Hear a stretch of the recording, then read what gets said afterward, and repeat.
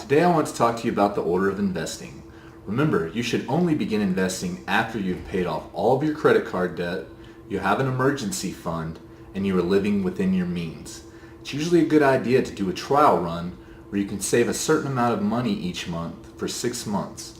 If you can hit your goal without touching the saved money, then you are ready to invest in something that is more long term.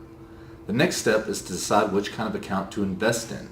If your employer offers a 401k with matching, you should always start there. Matching means your employer will pay into your retirement account as long as you are investing in these accounts enough to get the full match from your employer. You never want to leave free money on the table. The next investment vehicle you should think about is a Roth IRA. When you are young, you are usually in a lower tax bracket, so Roth IRAs are great because you can pay the taxes now and not have to worry about them later. Plus, everything grows tax-free after that. Roth should only be used by people who are in lower tax brackets now than they will be in retirement. One of the great things about IRAs is that you can withdraw up to $10,000 for a down payment on your first home, and you can use the funds to pay for higher education expenses for you or your family. It's a great option because you can save but still have liquidity you need to pay for a home or college.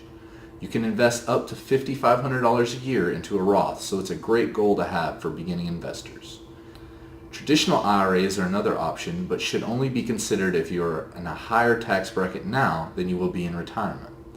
You will not pay taxes on these savings now, but will later. You will pay taxes on withdrawals later based on the tax bracket you are in retirement. This account is also limited to $5,500 per year. You can invest in a Roth and a traditional in the same year, but you are limited to $5,500 on both. These accounts hold the investments that you or your employer pick. What you pick will be based on your risk tolerance and your options available. You can change your investment allocation over time, but remember, it's okay to be a little risky while you are young because you have lots of time until retirement. After you've saved enough to get the full match from your employer and you have maxed out the $5,500 in either type IRA, then you can invest up to the limit in your 401k.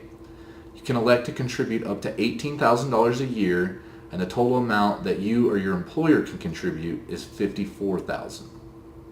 Once you hit the limit on the 401k, you can think about personal investment accounts. The wealthy will also think about insurance products with investing components or annuities.